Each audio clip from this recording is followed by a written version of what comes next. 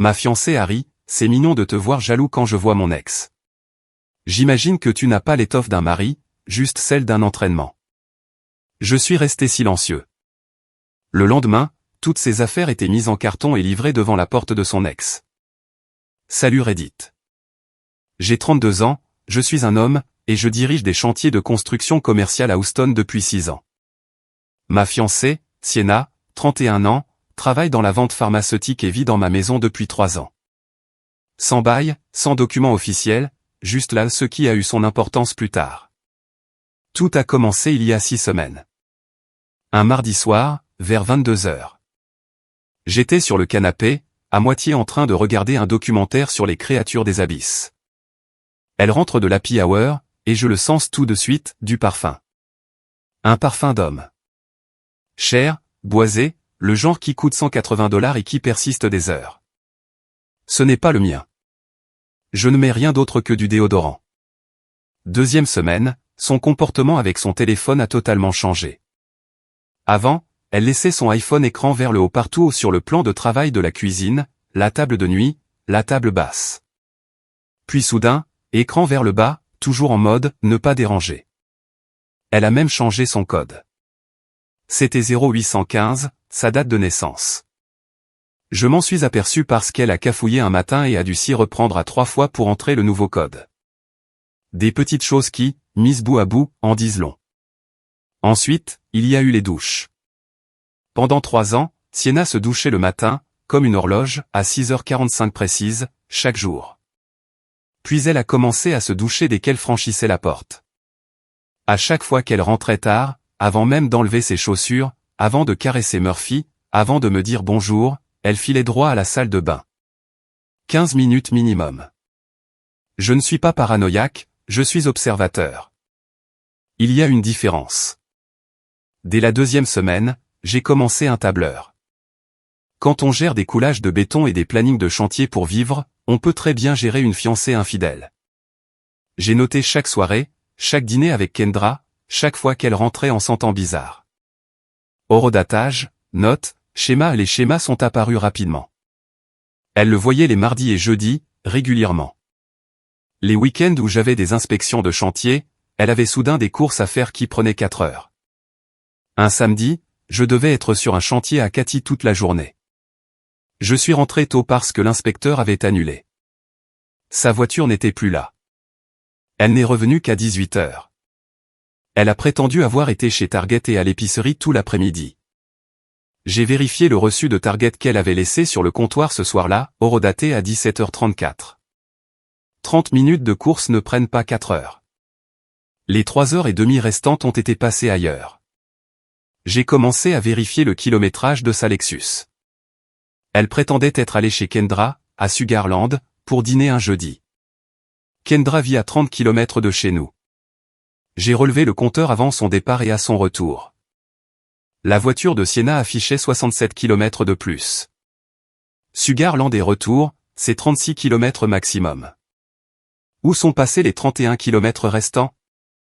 3e semaine, j'ai fait quelque chose dont je ne suis pas fier, mais pour lequel je ne m'excuserai pas non plus. Elle a laissé son MacBook ouvert pendant qu'elle prenait un bain. Porte de la salle de bain fermée, musique à fond.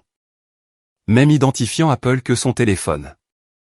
Les messages se synchronisent automatiquement, sauf si on désactive l'option. Elle ne l'avait pas désactivé. J'ai trouvé une conversation intitulée « Docteur Hammond ».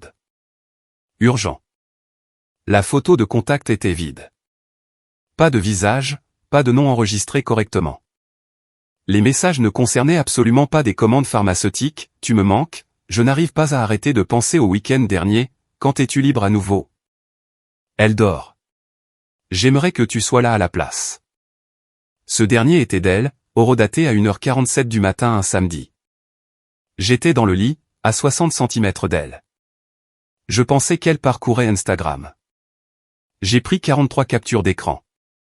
Chaque message remontant sur 4 mois. Certains dataient de l'époque où nous cherchions activement des lieux pour notre mariage. Des messages envoyés alors qu'elle était assise en face de moi au dîner, feignant de consulter ses emails professionnels.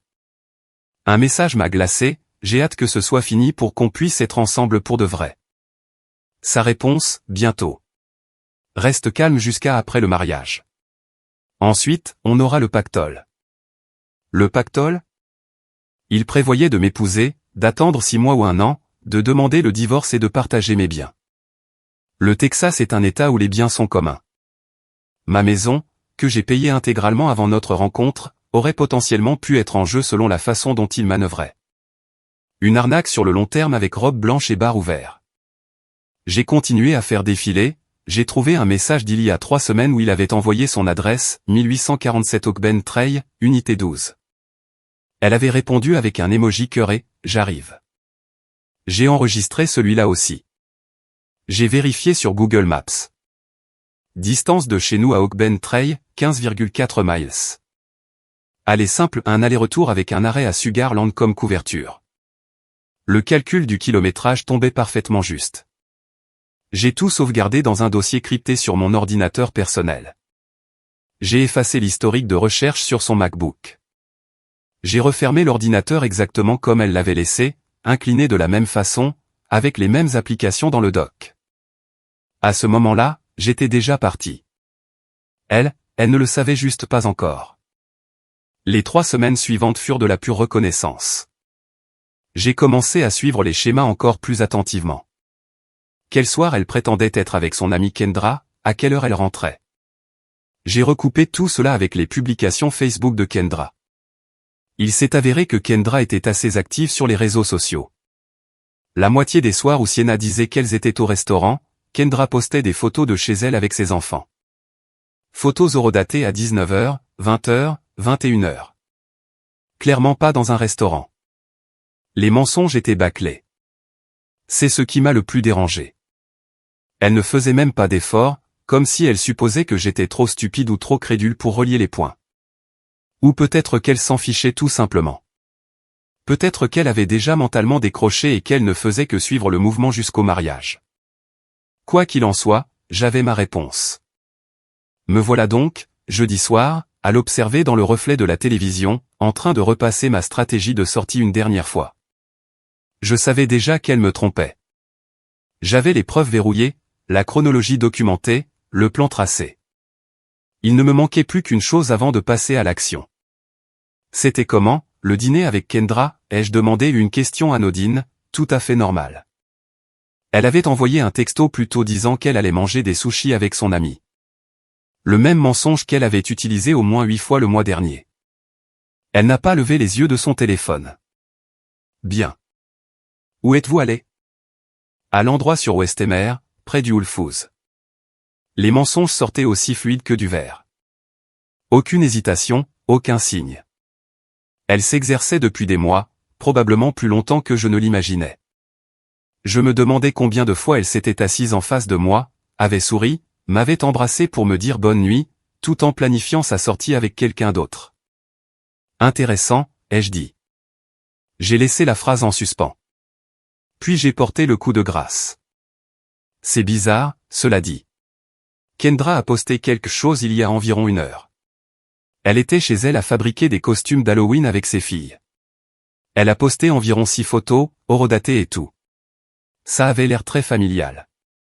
J'ai regardé son reflet dans la télé.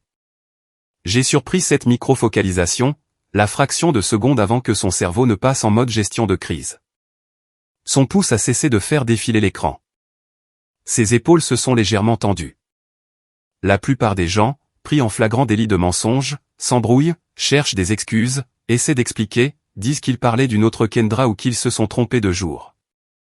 Pas Sienna. Elle m'a juste regardé lentement, délibérément, avec cette expression que je n'avais jamais vue auparavant, froide, presque amusée, comme si un masque était tombé et que je voyais enfin ce qui se cachait dessous. Donc, a-t-elle dit, je n'étais pas avec Kendra. La pièce est devenue silencieuse. Murphy a levé la tête de son panier, sentant le changement d'énergie. Avec qui étais-tu? Elle a souri. Pas un joli sourire. Le genre de sourire que font les gens quand ils s'apprêtent à enfoncer le couteau et qu'ils veulent que vous les voyiez en profiter. Gareth, mon ex. Elle a dit ça comme si elle lisait une liste de courses. On se revoit, on se reconnecte, on récupère ce qu'on n'aurait jamais dû perdre. Je n'ai rien dit. Je l'ai juste regardé. Quoi? Elle a penché la tête, m'étudiant comme si j'étais un spécimen sous un microscope. Tu vas pleurer? Faire une crise?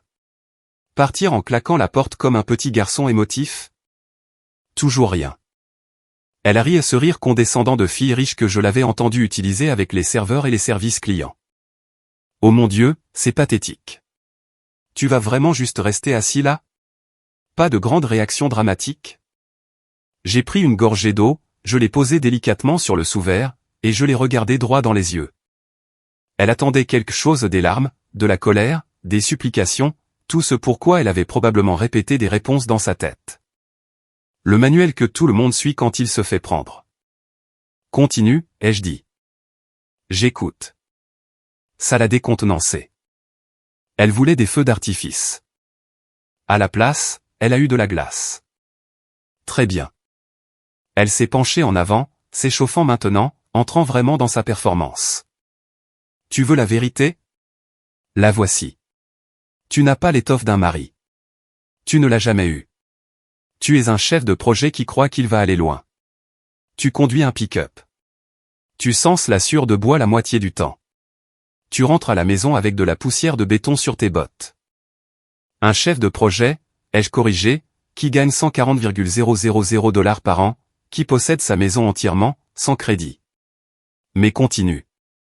Son visage a vacillé. Ce n'était pas dans son script? Peu importe. Le fait est que tu es un entraînement, un bouche-trou, quelqu'un pour garder le lit au chaud jusqu'à ce que quelque chose de vrai arrive. Et devine quoi? C'est arrivé. Garrett. Oui, Garrett. C'est un conseiller financier. Il porte des costumes pour travailler. Il sait comment réseauter lors d'événements caritatifs sans avoir l'air mal à l'aise. Il a un avenir. Toi, tu as quoi? Des plans et de la terre sous les ongles? J'ai hoché la tête lentement. Intéressant. Depuis combien de temps, ça compte? Fais-moi plaisir. Elle a haussé les épaules. 4 mois. Depuis qu'on s'est croisés à cette soirée caritative à River Oaks, celle où tu ne voulais pas aller parce que tu devais être levé tôt pour un coulage de béton. Tu te souviens? Tu m'as forcé à y aller seul. La collecte de fonds pour l'hôpital pour enfants. Ouais, celle-là. On a commencé à discuter au bar. On s'est rappelé pourquoi on s'entendait si bien à l'université. On a commencé à se voir pour un café, puis un déjeuner, puis d'autres choses. Elle a ri à nouveau. Et honnêtement, c'était si facile. Tu n'as jamais rien soupçonné. Je te disais que j'étais avec Kendra et tu me croyais comme un chiot. Si confiant. Je vois. Je sais tout? Je vois. Elle s'est levée, frustrée maintenant. Dieu, même maintenant tu es ennuyeux. Tu ne sais même pas te défendre correctement. C'est exactement pour ça que Garrett et moi, ça marche. Il est passionné. Il prend ce qu'il veut. Toi, tu acceptes juste les choses. Je me suis levé aussi. Je l'ai regardé de haut. Tu as fini? Je quoi? Y a-t-il autre chose que tu veux dire? D'autres discours que tu as répétés? Parce que j'ai des choses à faire demain. Et si tu as fini ta représentation, j'aimerais dormir un peu. Son visage est passé de triomphant à confus, puis en colère en environ 3 secondes. Une représentation? Je te dis que je couche avec mon ex depuis 4 mois, et tu agis comme si je venais de te dire que j'avais acheté la mauvaise marque de café. Noté. Merci pour ton honnêteté. Bonne nuit.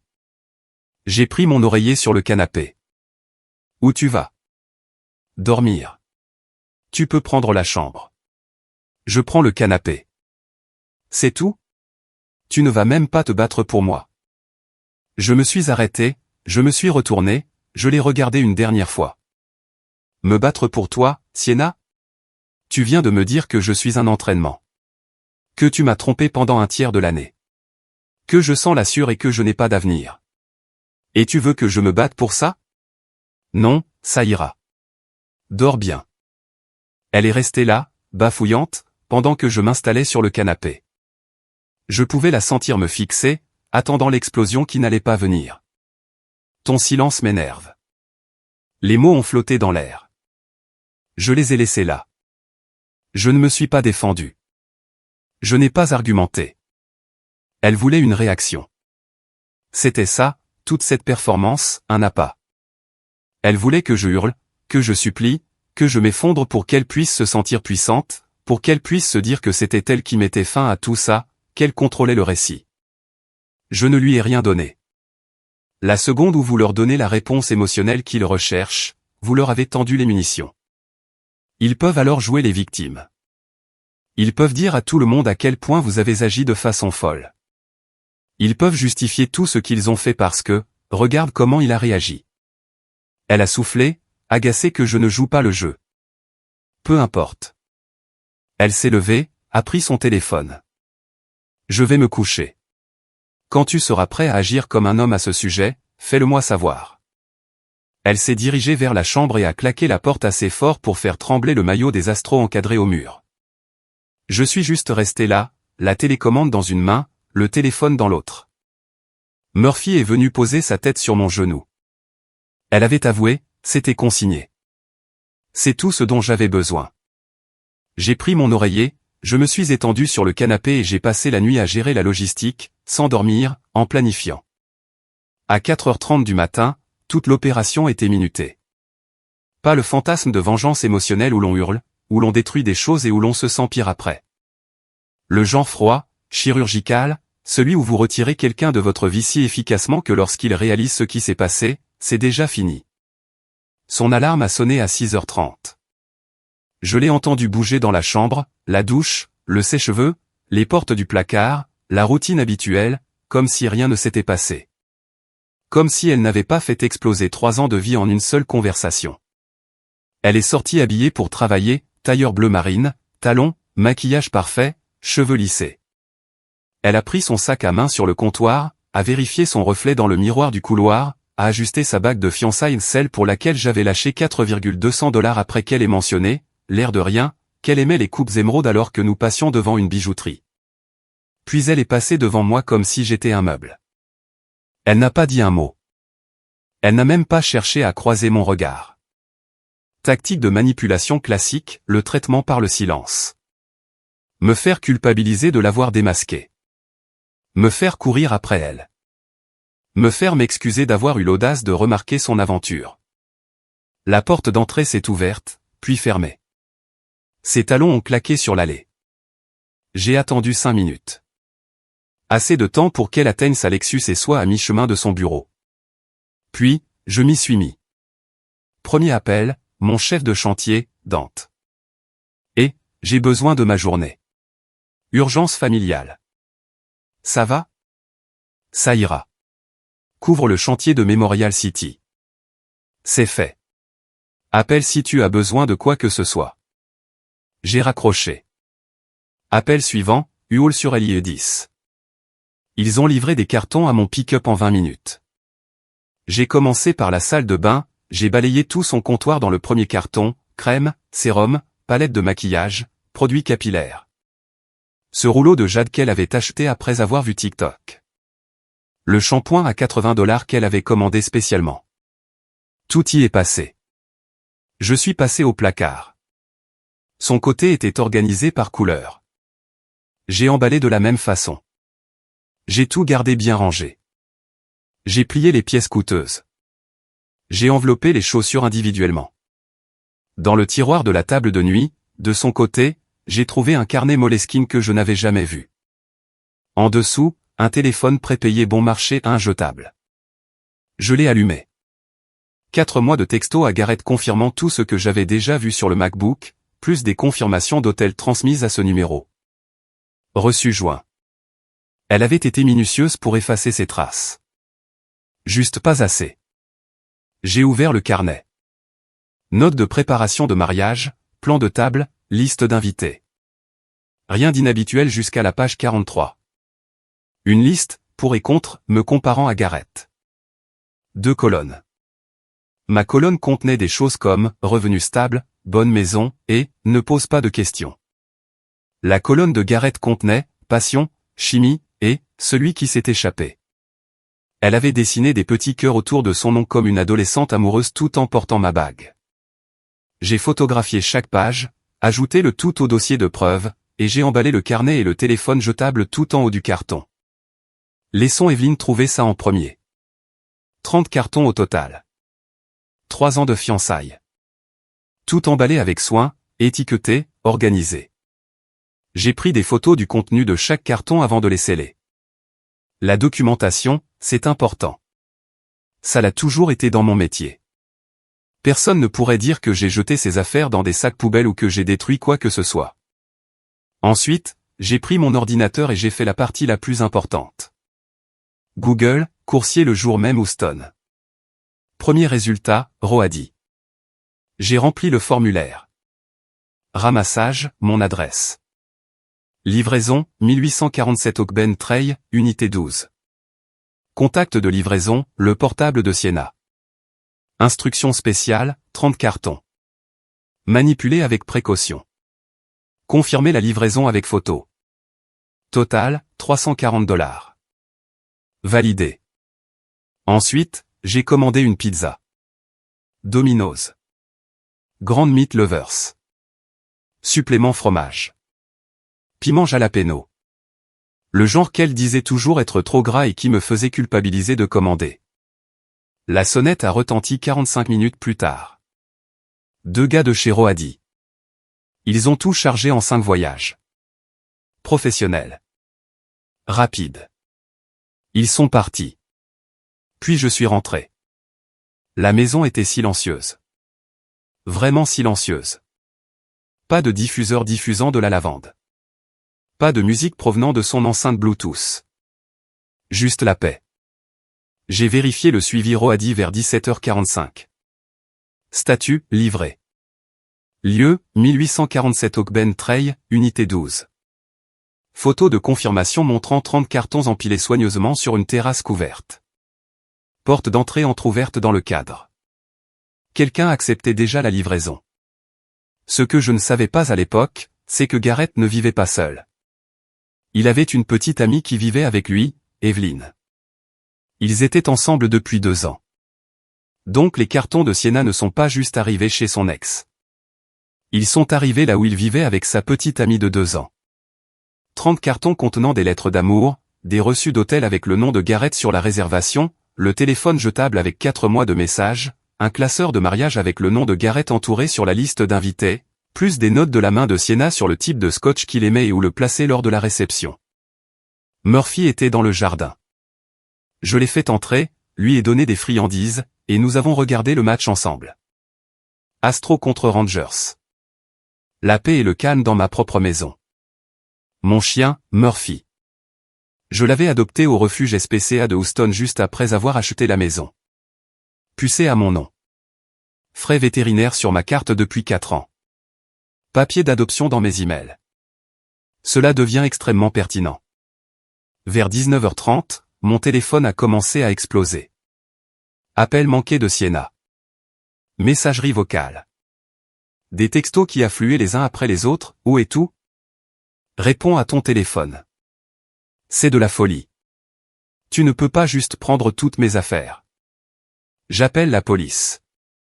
T'es un psychopathe. Où as-tu mis mes affaires? Je n'ai pas répondu. J'ai juste tout sauvegardé. Capture d'écran, horodatage. Puis vers 20h15, j'ai entendu une voiture entrer dans l'allée. Vitesse. Porte qui claque fort, talon sur le béton qui s'avance rapidement. Elle avait une clé. J'avais oublié ce détail. La porte d'entrée a volé en éclats. Sienna a fait irruption, l'air complètement détraqué, mascara étalé sur les joues, cheveux à moitié sortis de la queue de cheval. Le look poli de la représentante pharmaceutique avait complètement disparu. Elle ressemblait à quelqu'un qui avait pleuré pendant des heures. Où est tout? A-t-elle crié. Qu'est-ce que tu as fait? J'étais assis sur le canapé avec Murphy, télécommande à la main, je ne me suis pas levé. Tes affaires ont été livrées professionnellement cet après-midi. 30 cartons, assurance complète, confirmation photographique de l'arrivée en bon état. Livré où? 1847 Oakben Trail, unité 12. Son visage est devenu livide. Tu as envoyé mes affaires chez Garrett? Tu as dit que vous vous reconnectiez. Je me suis dit que tu voudrais que tes affaires soient à proximité. Sa petite amie était à la maison. Elle a tout fouillé. Il y avait des lettres d'amour dans ses cartons. Elle a trouvé le téléphone jetable. Elle sait tout maintenant. Ça ressemble à un problème personnel. Tout son corps s'est tendu. Je pouvais la voir assimiler l'information, faire le calcul, tout ce qu'elle avait caché pendant 4 mois. Chaque secret, chaque mensonge, chaque message du téléphone jetable, tout ça dans des cartons en carton dans le salon d'Evelyne. La femme dont elle ignorait l'existence jusqu'à il y a 5 minutes avait maintenant le tableau complet. Elle a commencé à faire les 100 pas, une énergie sauvage, les mains tremblantes. Puis ses yeux se sont posés sur Murphy, qui était assis à côté de moi avec la queue entre les jambes, sentant la tension. Très bien, je prends le chien. Elle s'est dirigée vers lui, a attrapé sa laisse au crochet près de la porte où elle avait toujours pendu, l'a attachée à son collier avant même que je puisse réaliser ce qui se passait. Murphy avait l'air confus, la queue remuant à moitié parce qu'elle avait fait partie de sa vie pendant 3 ans, et il ne comprenait pas ce qui se passait. Elle a attrapé sa caisse de transport dans le placard de l'entrée, a commencé à se diriger vers la porte avec les deux, traînant Murphy derrière elle. Lâche la laisse. Elle a continué à avancer, tirant Murphy vers la porte d'entrée. Il résistait maintenant, confus, me regardant. Les chiens savent quand quelque chose ne va pas. Je me suis levé, je me suis positionné entre elle et la sortie, sans la toucher, juste debout, bloquant le passage. Lâche la laisse. C'est mon chien, aussi. Je m'occupe de lui depuis 3 ans. C'est moi qui le promène quand tu travailles. Il est pucé à mon nom. Frais vétérinaires sur ma carte. Les papiers d'adoption de la SPC apportent ma signature. Il reste ici. Elle a essayé de me pousser. Je n'ai pas bougé. Elle a tiré fort sur la laisse de Murphy, essayant de l'attirer vers la porte. Il a gémi. Dégage de mon chemin, Sienna. Lâche la laisse. Elle a reculé, tout en tirant. Murphy s'ancrait au sol maintenant. Les 4 pattes calées contre le parquet, ne voulant pas aller avec elle. Elle a fait un autre pas en arrière vers les marches qui menaient au hall. 3 marches jusqu'au palier. Puis elle a perdu l'équilibre. J'ai regardé ça se passer au ralenti. Son talon s'est pris dans le rebord de la marche du haut. Elle a trébuché en arrière, les bras moulinants, cherchant quelque chose à attraper. La laisse a volé hors de sa main alors qu'elle tombait. Elle a dégringolé sur 3 marches. Pas tout l'escalier, juste 3. Elle a atterri sur le dos sur le palier avec un bruit sourd. Je ne l'ai pas touchée, pas une seule fois. Je n'ai pas tendu la main, je n'ai rien attrapé. Les caméras ont tout filmé. Elle est restée là 1 seconde, respirant fort. Puis elle s'est assise, m'a regardé, et toute son expression a changé. Il m'a poussé. Elle a dit ça fort, clairement, comme si elle jouait devant un public qui n'était pas là. Tu m'as poussé dans les escaliers. Je n'ai rien dit, je l'ai juste regardé. Elle a attrapé le sweat à capuche qui était posé sur la rampe, un gris qu'elle avait laissé là quelques semaines auparavant, et l'a pressé contre son front. Il n'y avait pas de sang, peut-être une petite bosse là où elle avait heurté le mur en tombant. Mais elle tenait ce sweat contre sa tête comme si elle essayait d'arrêter une hémorragie artérielle, appuyant fort, faisant une grimace comme si elle souffrait terriblement. Tu vas aller en prison pour ça, a-t-elle dit. Violence conjugale, agression. Tu es fini. Elle a sorti son téléphone, a composé le 911, a mis le haut-parleur pour que je puisse tout entendre. 911, quelle est votre urgence? Mon fiancé vient de me pousser dans les escaliers. Je saigne de la tête. J'ai besoin d'aide. C'est de la violence conjugale. S'il vous plaît, envoyez quelqu'un. Elle leur a donné l'adresse. Tout le temps en pressant ce sweat contre sa tête comme si c'était une situation de triage sur un champ de bataille. De vraies larmes coulaient maintenant, la voix tremblait à la perfection. Quand elle a raccroché, elle m'a regardé avec cette expression suffisante, comme si elle venait de gagner toute la partie. J'ai sorti mon propre téléphone, j'ai composé le 911. Bonjour, il y a eu un accident chez moi. Une femme est tombée dans un escalier. Elle s'est peut-être cogné la tête. Je voudrais demander une ambulance pour qu'elle soit examinée. Le visage de Sienna a vacillé. Elle ne s'attendait pas à ce que j'appelle aussi à l'aide. Ne s'attendait pas à ce que je garde mon calme. Qu'est-ce que tu fais, a-t-elle sifflé. Je m'assure que tu sois examiné. Les traumatismes crâniens peuvent être graves. Pendant qu'on attendait, elle a maintenu sa performance. Elle a commencé à respirer fortement, a mis la main sur sa poitrine, gémissant doucement. Puis, quand elle a réalisé que je ne paniquais pas, que je ne m'agitais pas, que je ne suppliais pas, quelque chose a changé. Petit historique sur l'installation de la maison, il y a environ 2 ans, après que des outils ont été volés sur l'un de mes chantiers, je suis devenu paranoïaque sur la sécurité. L'expert en assurance a dit que mes primes baisseraient si j'avais des caméras. Alors, j'ai installé un système Ring, une sonnette vidéo, 2 caméras intérieures dans le salon et la cuisine, une dans le garage. La caméra du salon avait une vue dégagée sur les escaliers menant au hall. Je n'y ai jamais repensé après l'installation. Elle tournait simplement en arrière-plan, téléversant sur le cloud. Enregistrements activés par le mouvement stocké pendant 30 jours. Une tranquillité d'esprit que j'avais oubliée jusqu'à ce que j'en ai besoin. Et c'est ce à quoi elle n'a pas pensé. Ses yeux sont devenus flous. Sa respiration est devenue courte et rapide. Et puis elle s'est juste effondrée, a glissé contre le mur, yeux fermés, inerte, décharge d'adrénaline, crise de panique ou alors la performance s'intensifiait parce que le premier acte n'obtenait pas la réaction qu'elle voulait. Quoi qu'il en soit, elle était sur le sol maintenant, faisant croire qu'elle s'était évanouie. Je suis resté en haut des marches, j'ai regardé à distance, je ne me suis pas approché, je ne l'ai pas touché. Murphy était à côté de moi, gémissant, confus. Les flics sont arrivés en premier. 2 agents.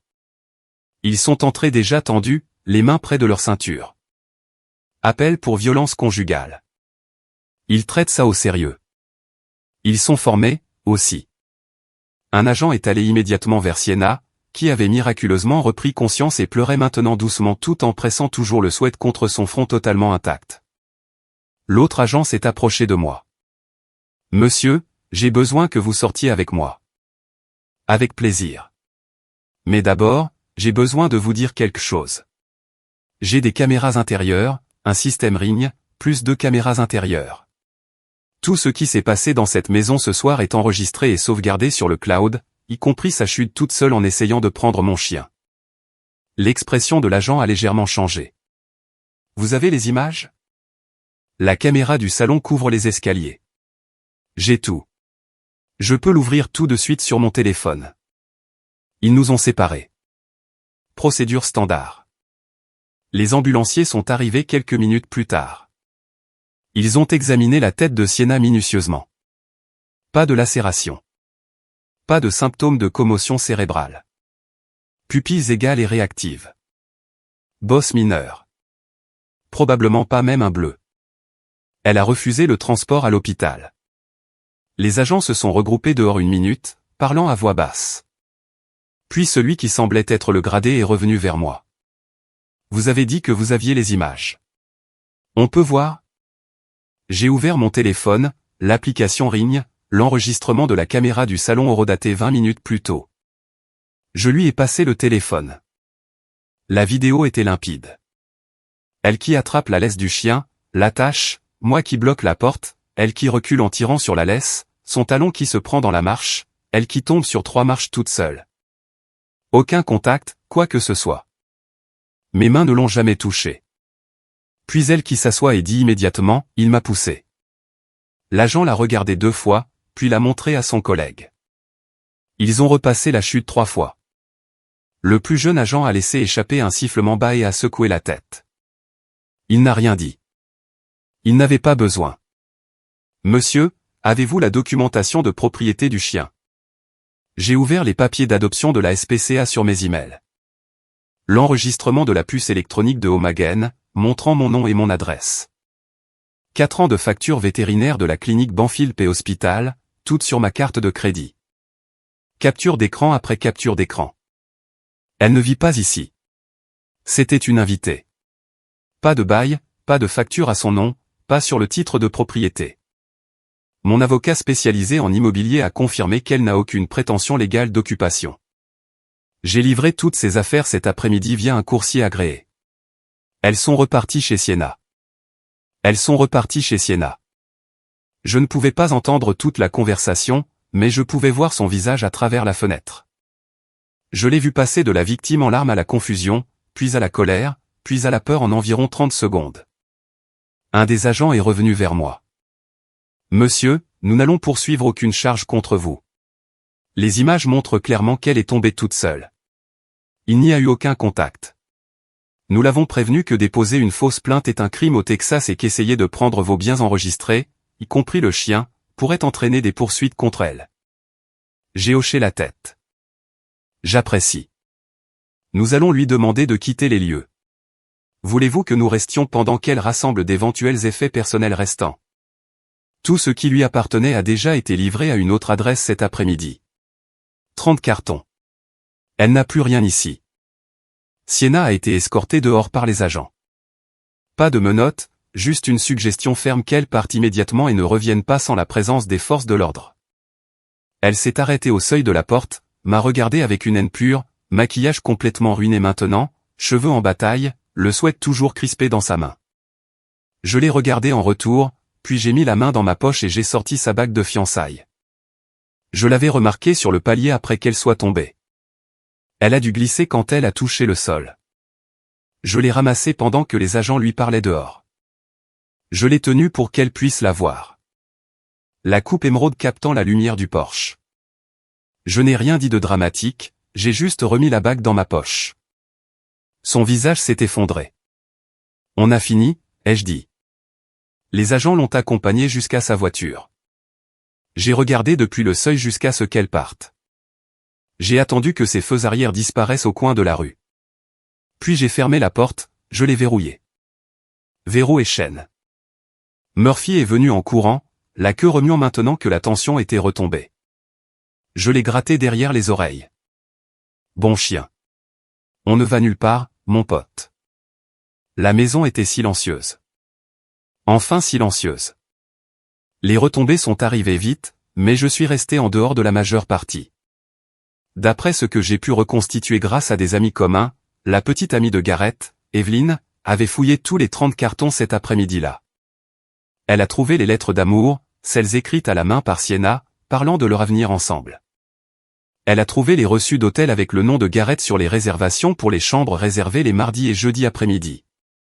Elle a trouvé le téléphone jetable avec 4 mois de messages planifiant leur retrouvailles. Leur relation de 2 ans s'est terminée cette nuit-là. Evelyn a apparemment tout posté sur Facebook avant de bloquer Garrett, capture d'écran des messages, photos des reçus, une chronologie détaillée de l'aventure, en identifiant les deux. Tout leur cercle social l'a vu avant que l'un ou l'autre ne puisse faire des dégâts. Les amis communs ont commencé à choisir leur camp. La plupart ont choisi Evelyn. Evelyn avait appelé Garrett en hurlant alors qu'il était encore au travail. Il est rentré chez lui pour découvrir que ses affaires étaient jetées dans des cartons. Les voisins ont tout entendu. Quelqu'un dans la résidence a appelé l'administration à propos du bruit. Mais c'est là que ça devient intéressant. Garrett a paniqué, a essayé de limiter les dégâts, a contacté Sienna en disant qu'ils avaient besoin de se calmer jusqu'à ce que tout se tasse. Il a dit que c'était trop chaud en ce moment et qu'il devrait faire profil bas pendant quelques mois. Sienna, qui venait d'être humiliée publiquement et escortée hors de ma maison par des policiers après avoir essayé de simuler une agression, n'a pas bien pris ça. Elle a commencé à lui envoyer des textos constamment, à appeler à toute heure, à se présenter à son immeuble. La réponse de Garrett, il a bloqué son numéro, changé ses serrures, dit à la réception de ne pas la laisser monter.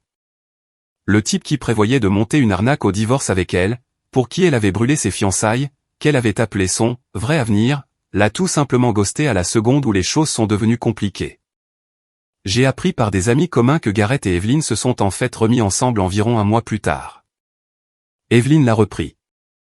Ne me demandez pas pourquoi.